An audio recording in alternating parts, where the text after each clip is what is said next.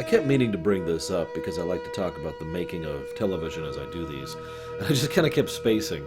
See, they had been pulling budget out of a lot of the episodes in season 5, specifically to save up for this episode because this was an expensive episode to make. In fact, an extremely expensive episode to make. Probably one of the most expensive episodes to date in Star Trek. They had to build brand new sets based on the old style, a brand new model based on the old model. They had to build brand new props based on the old props, new uniforms, and all sorts of stuff like that. They had to pretty much make their own enterprise and then also do the digital post-production side of things with regards to the editing. Thankfully enough, Zemeckis was being Zemeckis and pushed forth a movie out relatively, sometime before this, which involved some brand new technology which enabled them to actually work on this. So they were actually capable of doing this kind of stuff, and it worked out quite well.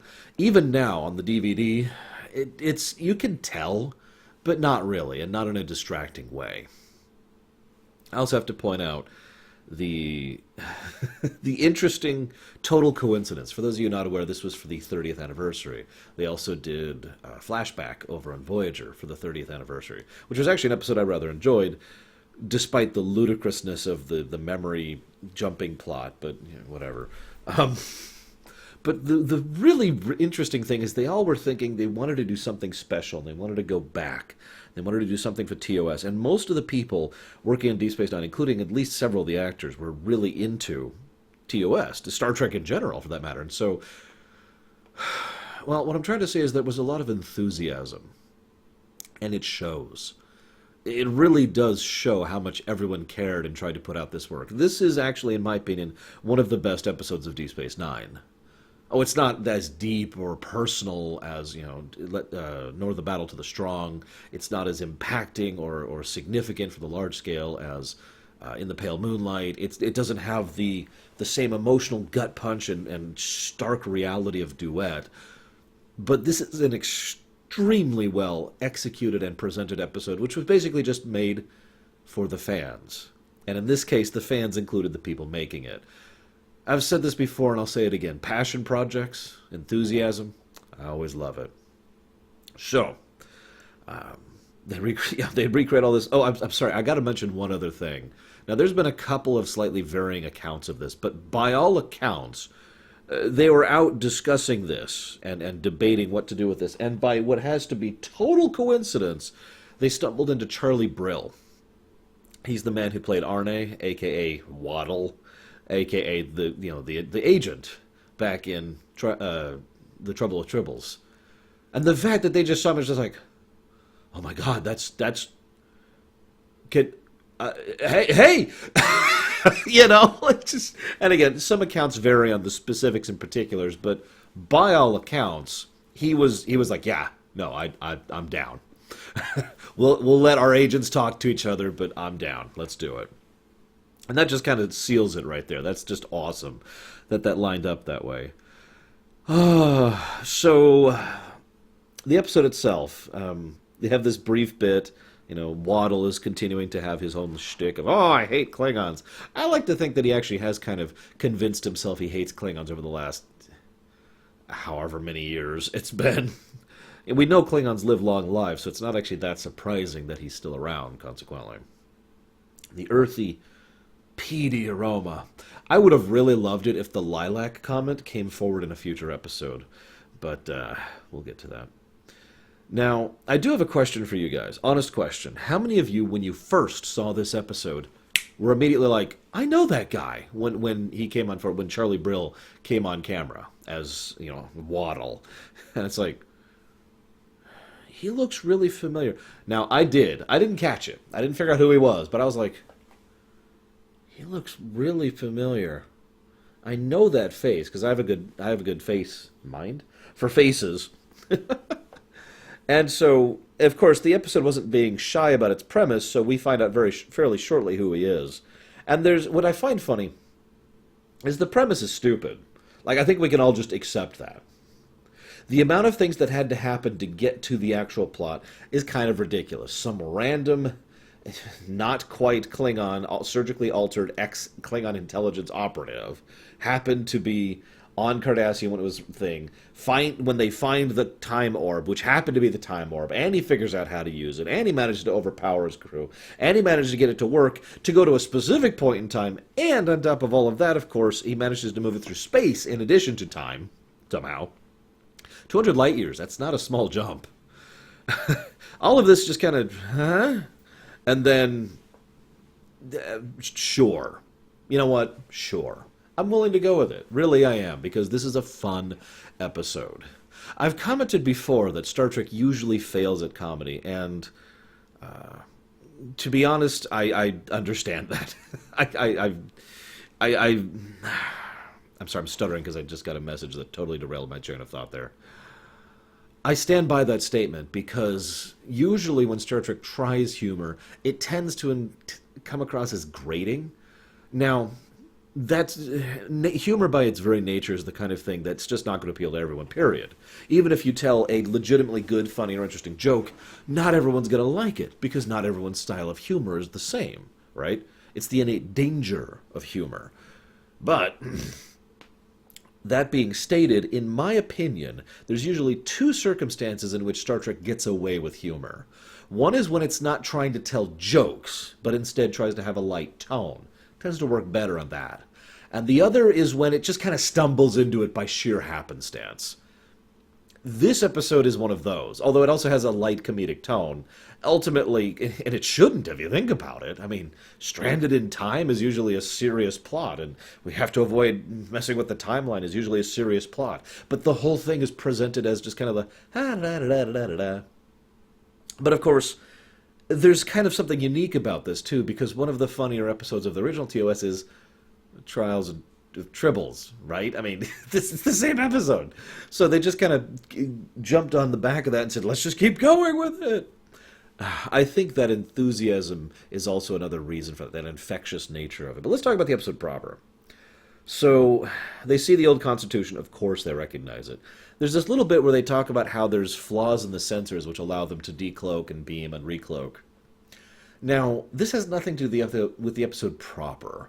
But one of the interesting things is that in several works of fiction related to Star Trek that are not the show, so nothing canon, there's been several times where the Enterprise has interacted with time travelers.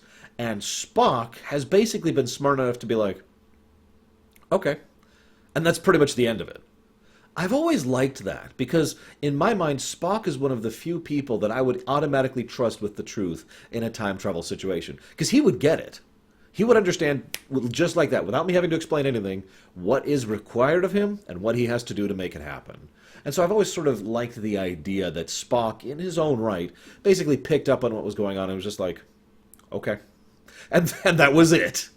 Kept monitoring it and moved along. It's pure headcanon, pure headcanon. So, oh geez, what do I comment on next? Like, I actually don't have that many notes because most of the episode is just... it's just fun. The suiting up scene, right? I actually admit I've never been a big fan of the TOS uniforms. TNG uniforms, DS9 uniforms, they're okay. I have to admit, the movie era stuff, that's my bag. You know, the style that they started with Wrath of Khan, I love those uniforms. I'd actually want one someday, but... well, to be completely honest with you, I want to lose some weight before I actually spring for that. And be a little more financially secure, but I digress. The point being that... let's not get too personal. I totally get it. If someone came up to me and said, Lore, we want you to suit up in an old TOS uniform for an episode of Discovery. I gotta be honest, I'd say yeah. Wouldn't you? See, the thing about nostalgia is that nostalgia is, in my opinion, not a bad thing, even though a lot of people use nostalgia as an insult, or a derogatory, or as a way to disparage something. The harsh truth, in my opinion, is that nostalgia is a nice additive. In other words, if you look at something and say, this is the greatest thing ever, and you're only saying it because of nostalgia, well, that's bad. But if you're looking at something and saying, well, I enjoy that, and part of that enjoyment comes from nostalgia, then that's fine. It's just something that's adding to your enjoyment of the work. And let's be honest, there are certain things we enjoy that aren't actually that good because of nostalgia. I can admit that, right? I'm sure you guys can too. But this is not one of those cases, because, as I've said before, about half of TOS really was legitimately good and really has aged very well even to this very day. Side note, I'm really looking forward to covering TOS for this show. Really, really looking forward to it. I got the Blu-rays. I haven't even unwrapped them yet. Um, but anyways, so yeah, looking at this, it's just, I get it, right? I get the appeal. And it's especially true for Dax. I think the inclusion of Dax here was a very critical component because you'll notice some of the cast, and I'm mostly looking at Odo, Worf, and Kira, just kind of don't really interact with the past all that much, other than a couple of barroom scenes. By contrast, Dax is in the middle of it for most of it, and that makes a lot of sense because Dax was alive at this point in time. Dax was, not Jadzia Dax, obviously. And I very much enjoy how nostalgic she gets about it. I enjoy it especially for a second reason. See, again, it's a unique component here because Dax was alive at this point and thus would have nostalgia, but Terry Farrell liked the original series. In fact, there's actually a really great scene, and I challenge you, if you have the access to the episode, just to watch just this one scene. It's the scene where Sisko in his yellow uniform and Dax in her red one are getting off the turbo lift onto the set of the Enterprise. And there's just this, they're almost trying to hide their smiles at how wowed they are of it. That was legitimate. They had never seen the sets before, and they had no idea how much effort they'd gone to recreate them. It's actually a fairly common technique in movies especially, but I've seen this in television occasionally as well, where someone will deliberately engineer a legitimate reaction from someone rather than, prepping them ahead of time just to get something more real out of it. Some people argue for and against that, but either way, I just want you to watch that scene because Avery Brooks and Terry Farrell both were fans of TOS, and you can see it right there in that moment because that's just those two people, the actors, going, oh, wow. Right? So so they do the suit up scene. They talk about Ensign Watley. Lieutenant Watley? I don't remember her rank. She's apparently taking a break from her career as a server, I guess, on Ryza. But I do like the flirtiness of it, but you can tell just how much the tone of this episode is not serious. By the way, they treat that whole affair. Everything that Bashir says is valid, or at least we assume it's valid, and he's not joking around. Because he says, nobody knows my great-grandfather. Great-grandmother's name was Watley, and that was at about this era. The pieces do line up surprisingly well. And the idea there being that he could legitimately be stuck in that kind of a Type 1 time travel paradox situation, where he has to go become his own great-grandfather. Now, thankfully, this is not Futurama, so that's not what happens, but at the same time, I point that out because that is a potentially very serious problem with very serious ramifications that they toss off as a light joke, because that's the kind of episode this is. As an aside, as much as I enjoy this episode, it's actually hard to analyze. I mean, I can tell you about the technology, I can tell you about the construction of it and how they kind of do some pacing tricks to basically splice up the episode. Like if you were to zoom out and look at the editing reel, so to speak, and you were to highlight all the parts of the episode that had the original episode, you'll notice that there's almost nothing over here until about the halfway point, give and take, and then it starts becoming much more dense with regards to footage, which they did on purpose because it helps them to focus on the parts of the episode they wanted to. So you can kind of see how they do that. And you can tell how they kind of jump over certain scenes. In fact, there's one particular scene that they cut down for time by like a full minute just to try to get to the point quicker. I can talk to you about that and the construction and all that. And I just did. But there's not much to analyze because this is a comedy show, or at least a comedy episode. There's one thing I do want to comment on. First of all, the splicing really is excellent. The fact that they were able to make it look this good on a TV show with a TV budget is insane. And I'm so glad they did. This is one of those things that I'm trying to think how to phrase this. Sometimes you look at a thing and you say, well, that's just too expensive or that's too difficult. And there's just so many reasons not to do it. And yet, historically speaking, every now and again, and it doesn't always happen, but every now and again, someone, historically speaking, says, screw it, we're going to do it anyways. And the result is, for years to come, we get something amazing out of it. You know what I mean? Now, I'm not saying that should always be done, obviously, but it's those quirks in history, right? Where someone sits down and says, okay, we're going to go ahead and, you can go ahead and have the the licensing rights deals for all the toys merchandise, but otherwise, we're going to get all the other credit for this, okay? You got that, George? And we'll go ahead and fund your film. And everyone was like, this is going to be a flop. No one's going to like this. This isn't going to work out. And we have Star Wars. That's what I mean. Every now and again, people ignore the hassle and the difficulty and the cost and make something great. And that is what this episode is. I stand by my earlier statement. This episode still looks good today, almost 2 decades after it came out. Actually, a little bit over 2 decades, I suppose, since it came out. Anyways. So they do some really good splicing, Odo just kind of being in the background every now and again. Usually background stuff, which helps because it's already kind of blurry. Probably my favorite background edit is actually during the Brill fight, which was already very difficult to do for them. And when they see, aha, it's him, behind the other guy. And I've seen the original episode. I know that he wasn't there.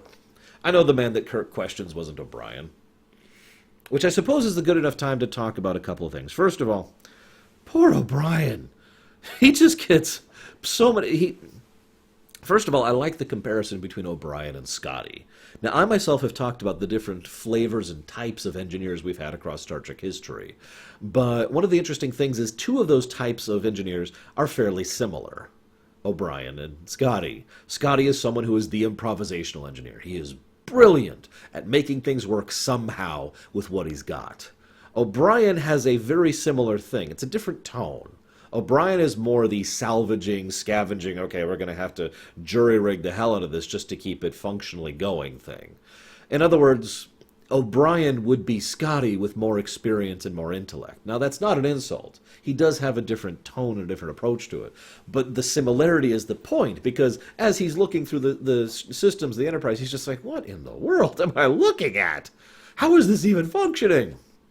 Okay, we'll just move this transistor... and put it right back where it was. He must be so lost. And then, of course, there's a great scene. Now, I love this guy. This is actually my favorite joke in the entire episode. So forgive me for telling it to you so overtly. But it gets to the part where the Klingons start insulting them. Quick side note. You notice that they bring up the Klingon issue. There was actually several debates about them just deciding, should we call attention to it? Should we just ignore it? One of the ideas that was thrown around, and I actually kind of would have been amused if they did this, was to have Dorn just show up with the greasy makeup, like the old Klingons used to use, and have no one comment on it. It's just he now looks like the old Klingons. But instead they drew attention to it. Dorn does have the full Klingon makeup on. And what's funny is they draw attention to it and they just kind of go, But they directly acknowledge the fan theories of the matter, because fans had been debating what the hell happened with the Klingons for years. In actual truth, and this is one of those weird things about Star Trek, because of the nature of changing technology and changing budgets, some changes are canon and some are not. For example, sometimes something will change and we're just supposed to accept that that's a retcon, that it always looked that way. And then sometimes things change and that's supposed to be in character, in lore. And it's very difficult to dissect which is which, especially since some sources disagree on that part. But the Klingon thing, this was the first time that they officially really flat out said in canon, yes, the Klingons did change between the original series and the films. Now, this of course led to the obvious question, why? Well, like I mentioned, the fan theories at the time, the 2 biggest fan theories were genetic mutation and some kind of virus. Funny, right? Anyway, so they decide to mention both theories, and Worf just kind of says, That's not the joke I mentioned, though. I just wanted to comment on that because that'll be relevant when we finally cover Enterprise, where they finally answer that question. No, what I wanted to comment on is right after that, the Klingons are insulting, the Chekhov and Scotty, and, oh my God, the Enterprise should be hauled away as garbage. And O'Brien's just like, oh my God, it's Kirk. And notice how everyone at the table is like, oh my God, it's Kirk, except Odo. Odo's the only one. Even Worf is like, it would be a great honor to meet him. Kirk's a legend amongst the Klingons, probably more than amongst the Federation. So you could tell why Worf would be like, oh, because he's got both sides of that, right? And then everyone else is like, oh my God, dude. So the man that he's pointing to, the man that O'Brien insists is Kirk, was William Shatner's stunt double back in the day. I love that joke. I really do. Anyways, so Worf also talks about the tribbles and the nature of them. Can I just say that I'm actually with the Klingons in this one? Look, I like soft, furry, cute things as much as anybody else, but I gotta be honest. Tribbles are a menace. They are an environmental menace. They are basically the definition of a blight or a plague. The only difference is that they are larger and cuddlier, and so they're considered more acceptable. But they have no less of a devastating effect on an environment or a circumstance. I mean, genocide is admittedly a bit much, but at the same time, you can kind of see where they're going with that. So, it's just interesting to me because then we reintroduce tribbles into the modern era. Poor Quark. Quick aside, what do you think's going to happen with tribbles being reintroduced in the modern era? Like, they never really analyze or discuss that. It's just there as a light joke. Star Trek Online goes into that briefly. Sorry, I like that quest. At 22 minutes and 7 seconds, Kirk and Spock finally show up. Now, the first thing I find funny is that she finds both... So, Dax is obviously there. She was alive back in the day. She has nostalgia. She is enamored. But not with Kirk, the one who had the reputation for being the ladies' man. No, she is enamored by Spock. Should be fairly obvious why. And Bones. Now, you might think, McCoy? How many of you remember how... there's no nice way to say this. How good with the ladies McCoy was back in TOS. It was never as overt as Kirk. He didn't get to bed the alien of the week or whatever, but he was pretty comfortable with a lot of women across that show. And very smooth about it, too. So I suppose that makes a lot of sense that she would be enamored of both of them, for both reasons that I just kind of inferred there. Oh yeah, quick aside, there's this bit where Bashir is in the battle, and he's like, ha-ha! And then he like pauses for a second, it's like, oh yeah, I'm supposed to be injured, ow, ow. Yeah, no, you're not. You're not fooling anyone, Bashir. You're having too much fun with it. I know you're thinking, well, why would he be faking it? If you don't know why, don't worry. We're going to cover it fairly soon. We keep approaching the episode where I can finally stop dancing around spoilers about that. But then O'Brien, poor O'Brien, Kirk asks him, of all the people in the line, he only asks one person in that lineup, and he has to ask O'Brien. Why? Poor O'Brien. That's his big brush with James T. Kirk, is being asked during a reprimanding ceremony who started the fight. So, I don't have much else to add for the rest of the episode. It just kind of naturally progresses from that point on. I do like the bit where Dax just kind of goes, when Kirk sits on the Tribble. Because, and it's perfectly logical, she even says this later, I thought that was going to be the one. I thought that was going to be the bomb. In hindsight, that wouldn't make sense if you really think about it, because there's no way that Darwin, I guess I could call him at this point, would have been able to access the bridge and get a Tribble there. There's no way. No, the cargo thing is way more likely. But then she says the quote of how many Tribbles there are to scan. And they do a little callback to that later, too, when Spock says the exact same quote, and they just kind of look at each other and shrug and go back into it. Now, I want to end this episode on a weird note. So if you're just here to talk, to listen to my thoughts on the episode proper, you can go ahead and chop it off here. And as ever, I'm very curious to hear people's thoughts and comments about this episode. I imagine there'll be a few. It's overrated, and that's valid, but I still think this is a very, very fun, very polished episode. And that's what I want to talk about, because Sisko can't help but just go and metaphorically shake Kirk's hand. And neither could I, if I'm being honest. I'm not one for hero worship. I understand people a little bit too well to think that heroes exist like that, you know what I mean? But at the same time, there's still something wonderfully gratifying about being able to meet and interact with someone who has had that kind of an impact, either on your world or on your life or you personally. There are several people, historically speaking, but also people who were alive in my lifetime who I never really got to interact with, and because I was a child at the time, that I would love to be able to meet and just talk with. And obviously I can't in most cases because they've either died or I'm some tiny little loser on the internet nobody cares about, so I don't have the kind of sway to make that happen. But I think about this. This show is the closest I've ever been able to come to fulfilling that little quiet desire of mine.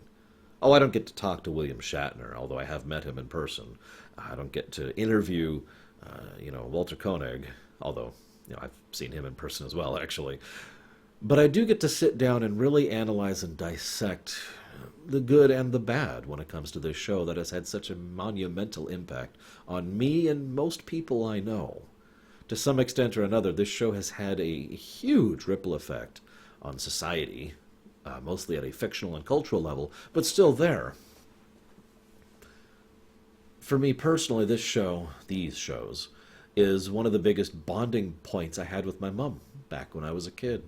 Because for all of that I praise her and love her, she and I didn't share a lot of interests, really. A couple of specific book series and Star Trek, and that was about it. So this was something I really could connect with her on and really share and legitimately enthuse with her on. And so being able to go through and share these gems with you guys is awesome.